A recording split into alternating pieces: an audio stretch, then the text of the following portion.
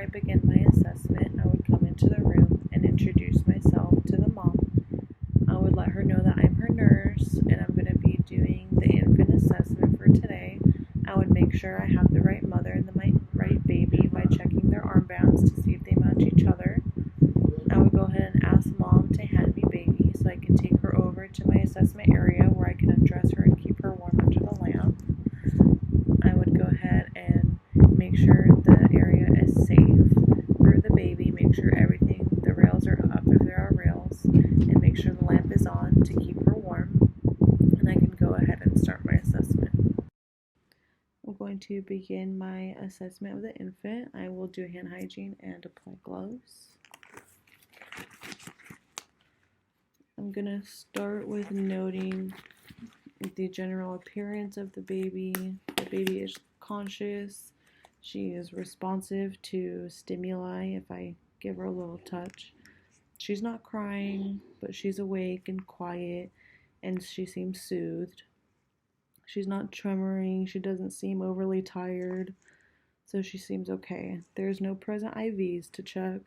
There's no dressings or any tubes to check at the moment, and I can assess her vital signs. So I'll go ahead and listen to her heart first. I would have a stethoscope suitable for an infant. So I'll go ahead and listen to her heart first. I'll listen in a Z type of formation starting here. I can listen for 15 seconds and move here for 15, here for 15, and here. So her heart sounds good. Normal range is 110 to 160. She is at 130. I would listen for 1 full minute to make sure that it is good. So I will listen to respirations next. So I'll listen here. I'll listen for a whole minute each time. A full minute overall, rather. So I'm going to listen to her lungs and make sure they sound clear. And to count the respirations, I can count the rise and fall. And I'll make sure that she doesn't have any difficulty breathing. When watching my infant's breathing, I would just reassure that she doesn't have any grunting, flaring, or retracting. The grunting would be the little noises that we might hear, the flaring of the nostrils, or the retracting would be right in this area. It would kind of look like a hiccup, but it would be more aggressive than that. So after I go ahead and listen to her lungs and make sure that her respirations are within normal range, which is 30 to 60. She was at 50, so that's good. I will go ahead and check her temperature. The way we will do that is by placing the thermometer in the axillary area and hold it down. I'll go ahead and check the temperature. Make sure it's 36.5 to 37.5 Celsius, which is normal range for an infant. I'll go ahead after checking the vital signs. I'm going to go ahead and make sure that she doesn't have any forceps marks from being pulled out and she's okay and clear. There's nothing there. I'm going to go ahead and check the whole head and face. Make sure her head is symmetrical. I'm going to check to see if she has caput. Caput crosses the suture lines and is usually over a good portion of the head. I'll check to see if she has a cephalohematoma. The way you can tell the difference between a caput and cephalohematoma is that the cephalohematoma will not cross the suture line. It'll be segregated into one section of the skull area. So she's okay with that. So I'm going to go ahead and check the fontanelles. The anterior fontanelle should be bigger than the posterior fontanelle. I'm going to check if it's flat, sunken, full, bulging, tense. Everything looks okay. It's not too sunken in, but it is soft. I'm going to go ahead and measure the circumference of the head. The way I would do that is by going from the eyebrows and go around to the back over here, the part that sticks out the most, and then come around here. Normal circumference of an infant's head is 33 to 35 centimeters. She is at 35 centimeters, so that is perfect.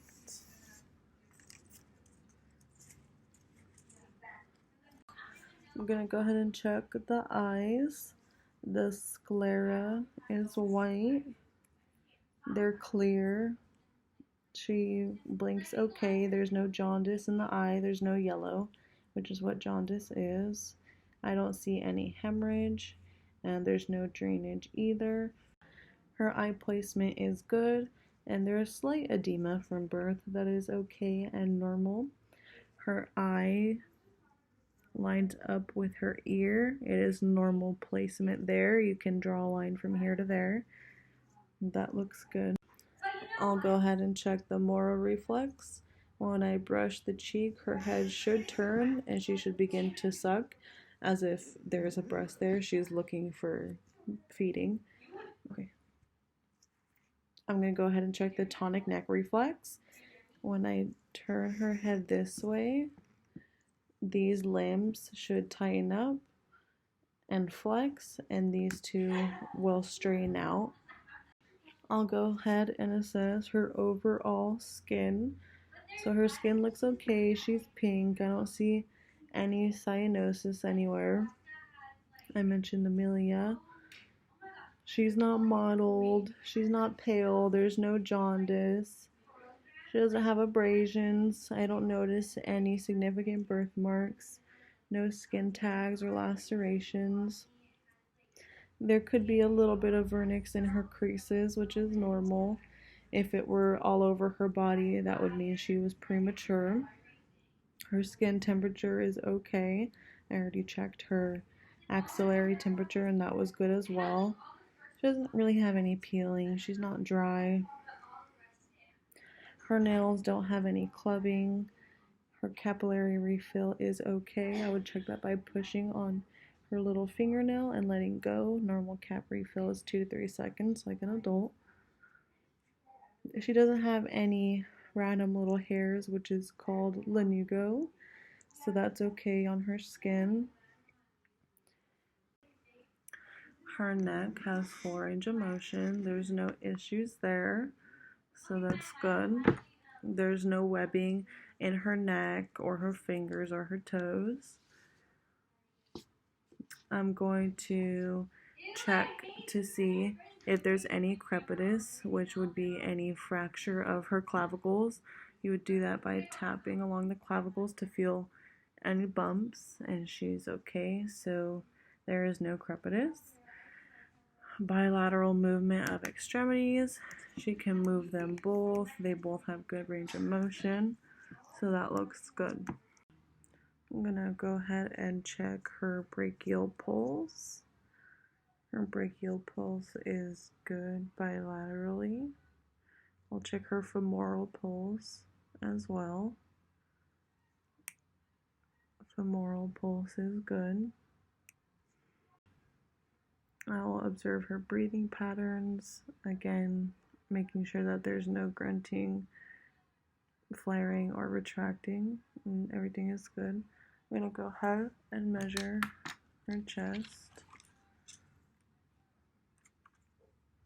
So I'll take this here. Actually, come this way.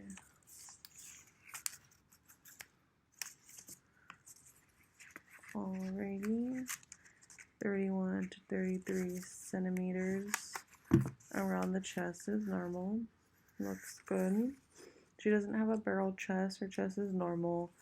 Her nipples are symmetric and look fine. No discharge or anything. But if there was, a little bit would be normal for female infants. And then I'm going to go ahead and assess her bowel sound, since I already listened to her heart and lungs in the beginning. I will auscultate before I put any sort of pressure, before I palpate, because it would affect my bowel sounds.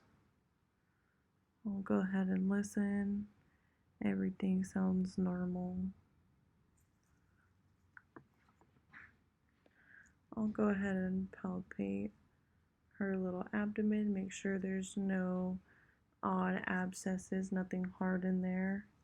Everything looks good, feels good. Her abdomen is normal, symmetrical. It's flat, normal. It's not bulging out. She's not rounded or anything like that, not distended. Skin turgor. I'll pinch here to see if there's any tenting, and there's not. So that's a good sign. She's not dehydrated. Go ahead and palpate the bladder. It's not distended. Everything feels okay. There's no masses. She had a urine output and BM earlier. Everything was okay with that. The umbilical, I will look at that and see if there's 2 or 3 vessels. There should be 2 arteries and 1 vein when you're looking at the cord. I'll note to see if there's an umbilical hernia, if there's any redness or dryness or discharge at the umbilical stump, and I'll make note of that. I'll go ahead and check the genital area now. For females, there should be prominent labia, large clitoris meatus. Vaginal discharge is normal because of circulating maternal hormones. A little bit of blood is normal as well, and it can persist for up to 10 days. And we should be sure to educate our parents on that to make sure that they understand that it's a normal occurrence that happens. So everything looks good there. So I'm going to go ahead and check her hands and feet to see the creases there. She has normal creasing for an infant. That looks good. I'll count her digits. She has 10 fingers, 10 toes. Looks good. So I'm going to go ahead and check her. I checked her range of motion for her arms, for her hips, gluteal fold symmetry. That looks okay. She doesn't have excess folds. And the range of motion, so I'm going to go ahead and check her hips, and I would rotate them around to see if there was any clicking. If there was, that would be a problem, but there's not, so her hip isn't coming out of the socket. What I just demonstrated was the Ortolani and Barlow maneuver. Everything is good, no clicks. The knee, hip length are equal. So to check her spine, I'm going to go ahead and turn her this way.